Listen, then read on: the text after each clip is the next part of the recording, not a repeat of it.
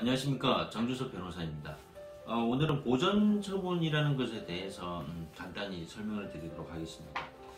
첫 번째, 그럼 보전처분이란 무엇이냐 이렇게 설명을 드리면 소송이 진행되면 보통 1년이 걸리거든요. 근데 소송이 진행된 도중에 피고, 그 채무자죠. 보통은 피고가 소송이 진행되는데 내가 패소할 것 같다, 그래서 나중에 강제집행을 당할 것 같다, 그런 우려가 생기면 자기 재산을 가만히 놔두진 않습니다. 은닉을 하거나 재산적인 처분을 하거나 그렇게 해서 자기 재산을 없애는 경우가 있거든요. 그걸 방지하기 위해서 하는 것이 보전처분입니다.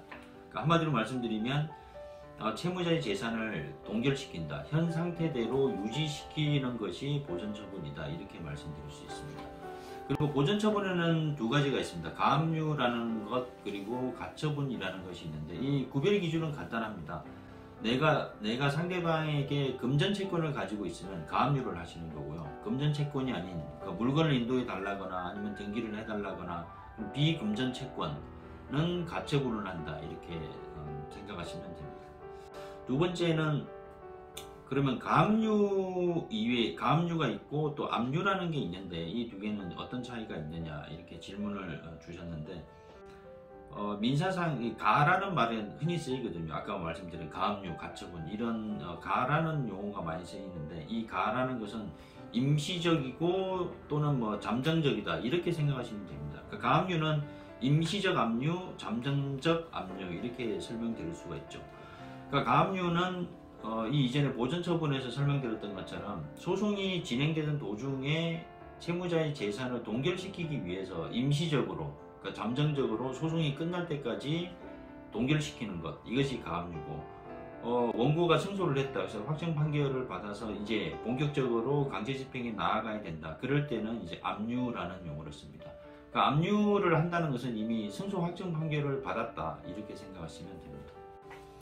그 세 번째는, 그러면 내가 가압류를 당했을 때 나는 이 가압류가 문제가 있다고 생각한다, 그럼 이걸 다투는 방법이 무엇이냐, 이렇게 질문을 주셨는데, 방법은 두 가지입니다. 가압류 이의라는 게 있고 가압류 취소라는 게 있습니다. 먼저 가압류 이의는 이 가압류 자체가 부당하다, 애초에 이거는 가압류가 돼서는 안 되는 건데 가압류를 했기 때문에 가압류를 풀어달라, 이렇게 하는 게 이제 가압류 이의라는 것이고요. 그 다음에 가처분 취소라는 게 있습니다. 이 가처분 취소라는 것은 가압류 자체는 정당하다, 충분히 그럴 수 있다, 내가 거기까지는 수긍을 하겠는데, 가압류 결정 이후에 이러저러한 이제 사정 변경이 발생했으니까 최초의 가압류가 정당하다 하더라도 시간이 지난 현재에는 부당하다, 그래서 이 가압류를 풀어달라, 이렇게 하는 것이 가압류 취소입니다.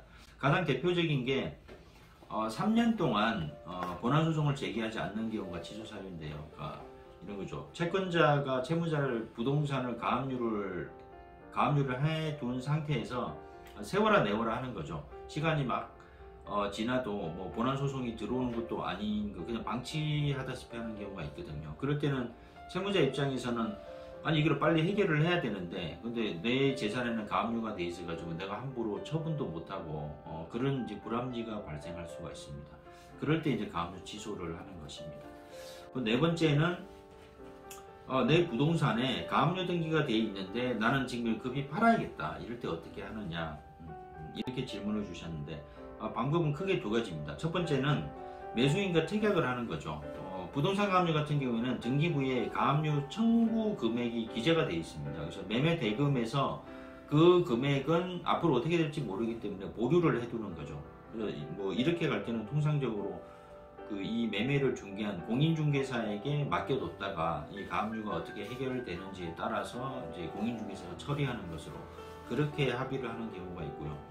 근데 이 방법은 매수인이 원했을 때 이렇게는 할 수 있는데, 매수인은 또 원하지 않는 경우도 있습니다. 왜 내가 남의 법적 분쟁에 끼어드냐, 나는 그런 걸 원하지 않는다. 그럴 때는 해방공탁이라는 게 있습니다. 가압류가 됐는데 그 가압류 대신에 아까 말씀드린 대로 가압류 등기부를 보면 청구 금액이 있거든요. 그 청구 금액을 법원에 맡기는 겁니다. 법원에 맡기고 돈을 맡겨놨으니 대신 이 가압류 등기는 말소를 해달라라는 절차가 있습니다. 그걸 이제 해방공탁을 원인으로 해서 가압류 집행 취소 신청을 한다, 이런 용어를 쓰게 됩니다. 그다음에 마지막으로 그럼 만약에 해방공탁을 했다면 법원에 돈을 맡겨놨다면 그건 언제 찾을 수 있느냐? 이렇게 질문을 주셨는데 이거는 그 본안 판결이 확정이 돼야 찾을 수 있습니다. 그러면 본안 소송은 얼마나 걸리냐? 상당히 오래 걸리죠. 그래서 경우에 따라서는 뭐 2년, 3년 이 공탁금이 계속 걸려 있는 경우도 있거든요. 물론 그 중간에 조정을 통해서 소송이 확정이 되면 확정되는 대로 바로 찾아올 수는 있습니다. 어쨌든 결론은 그 소송이 완결이 돼야 됩니다. 어떤 형태로든 종결이 돼야 가압류 해방공탁금을 찾아올 수 있다. 이렇게 말씀드릴 수 있습니다. 네, 오늘 여기까지 하겠습니다. 감사합니다.